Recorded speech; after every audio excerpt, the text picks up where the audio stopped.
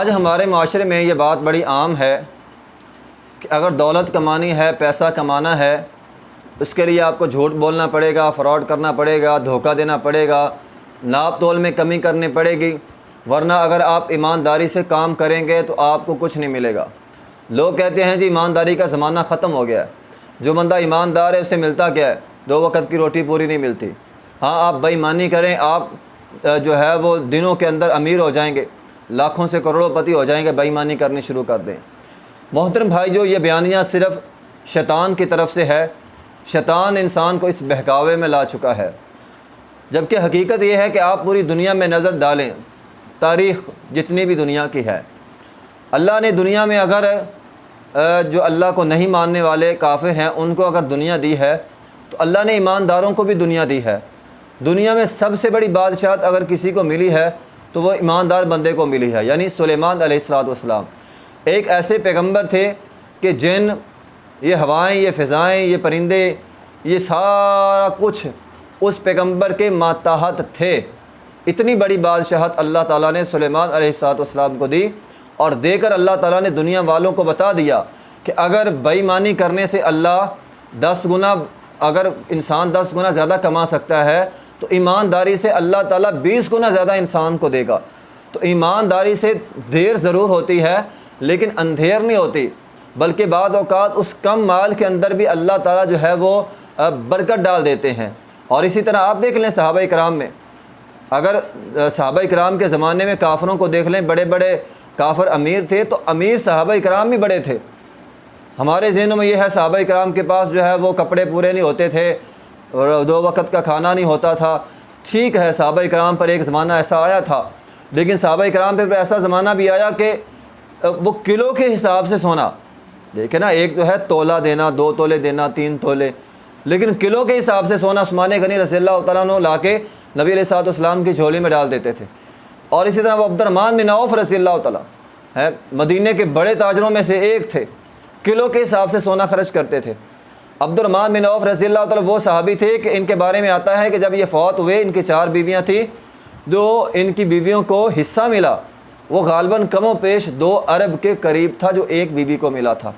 ٹھیک ہے، تو یہ عبد الرحمن بن عوف رضی اللہ تعالیٰ وہ صحابی تھے کہ جب مدینے میں آئے تو اللہ نبی علیہ السلام نے ایک انصاری کا بھائی بنا دیا۔ انصاری نے کہا میری 2 بیویاں ہیں، ٹھیک ہے، ایک کو طلاق دیتا ہوں، تو شادی کر لے، میرا آدھا کاروبار ہے، تو لے لے۔ لیکن عبد الرحمن بن عوف نے کہا تھا اللہ تیرے مال میں، جان میں برکت ڈالے، مجھے بازار کا راستہ دکھلا۔ یعنی جب مدینے آئے تھے کچھ نہیں تھا ان کے پاس، لیکن چند سالوں میں اتنی دولت کہ کلو کے حساب سے سونا صدقہ کر رہے ہیں۔ تو کیا کیا انہوں نے؟ بے ایمانی کی ہے؟ بے ایمانی سے اتنی دولت کمائی ہے؟ نہیں، ایمانداری سے کمائی ہے۔ اور آپ یہ بات سن کر شاید حیران ہو کہ تاریخ کی کتابوں میں یہ بات جو ہے وہ لکھی ہوئی ہے کہ عبد الرحمن بن عوف رضی اللہ تعالیٰ عنہ کہا کرتے تھے کہ میں نے کاروبار کے اصول بنائے، میرے کاروبار کا پہلا اصول یہ ہے کہ میں ذخیرہ اندوزی نہیں کرتا۔ آج بھی، آج ہمارے ہاں ہم جو تباہ ہو چکے ہیں، خاص طور پر ہماری معیشت جو تباہ ہو چکی ہے، انفرادی طور پر ہم جو تباہی کے دھانے پر ہیں، اس کی وجہ یہ ہے کہ ہر بڑا آدمی وہ ذخیرہ اندوزی میں لگا ہوا ہے۔ مشکل حالات آ رہے ہیں، ذخیرہ کر لو، مہنگائی ہوگی پھر بیچ لیں گے۔ عبد الرحمن بن عوف رضی اللہ عنہ فرماتے ہیں کہ میں نے اپنے کاروبار کا اصول یہ بنایا تھا کہ میں کبھی ذخیرہ اندوزی نہیں کرتا تھا۔ اس کا فائدہ کیا ہوگا؟ ایک چیز ہے آپ کے پاس موجود ہے، اگر آپ کو تھوڑی سی پروفٹ مل رہی ہے آپ بیچ دیں، آپ بعد میں اور خرید لیں۔ جو 1 سال 2 سال ذخیرہ کر کے آپ نے بیچنے ہیں، آپ 1 سال میں 10 مرتبہ اس کو بیچ لیں، لوگوں کا بھی فائدہ، آپ کا بھی فائدہ، اس کا فائدہ زیادہ ہوتا ہے۔ تو پہلا اصول ان کا یہ تھا کہ وہ ذخیرہ اندوزی نہیں کرتے تھے، اور فرماتے ہیں میرا دوسرا اصول یہ ہے کہ میں چیز کے عیب کو چھپاتا نہیں ہوں۔ ہمارے معاشرے میں جو انفرادی طور پر، اجتماعی طور پر بھی، انفرادی طور پر بھی جو ہماری معیشت کا حال ہو چکا ہے، اس میں ایک وجہ یہ بھی ہے کہ چھوٹے بندے سے لے کر، یعنی چھوٹے دکاندار سے لے کر بڑے تک، اوپر تک ہر بندہ بے ایمانی میں لگا ہوا ہے۔ آپ ایک ریڑھی والے کے پاس چلے جائیں، وہ بھی پھل دے گا تو بے ایمانی سے دے گا ہے۔ آپ 1 کلو بھی لے لیں، اس کے اندر بھی 1-2 حصہ جو ہے وہ خراب چیزوں کا ہی ہوگا، آپ کو صاف چیزیں نہیں ملے گی۔ اس طرح جیسے جیسے آپ اوپر جاتے جائیں گے ہر بندہ جو ہے وہ بے ایمانی کرے گا، خراب چیز دے گا، عیب جو ہے وہ آپ کو نہیں بتلائے گا، ٹھیک ہے۔ تو یہ ہماری معیشت کی تباہی کی وجوہات ہیں، جس کی وجہ سے آج ہم تباہی کے دھانے پر آ چکے ہیں۔ ورنہ اگر ہم دین پر چلیں، اسلام پر چلیں، قرآن کے بتائے ہوئے طریقے کے مطابق تجارت کریں، ہمیشہ سچ بولیں، عیب کو چھپائیں۔ ہم نبی علیہ الصلوۃ والسلام کی سیرت کو بیان کرتے ہیں، نبی علیہ الصلوۃ والسلام نے تجارت کی ہے، لیکن آپ کیا کرتے تھے؟ آپ عیب لوگوں کو بتلا دیتے تھے، ٹھیک ہے۔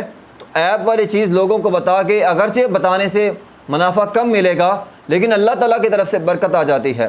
اس لیے تجارت کریں، دنیا کمائیں، لیکن دین کے اصولوں کے مطابق، قرآن کے اصولوں کے مطابق۔ اور یہ جو ہوا بنی ہوئی ہے، جب تک جھوٹ نہ بولو، جب تک بے ایمانی نہ کرو، منافع نہیں ملے گا، یہ غلط ہے، یہ شیطان کی طرف سے، یہ شیطان کی طرف سے ہے۔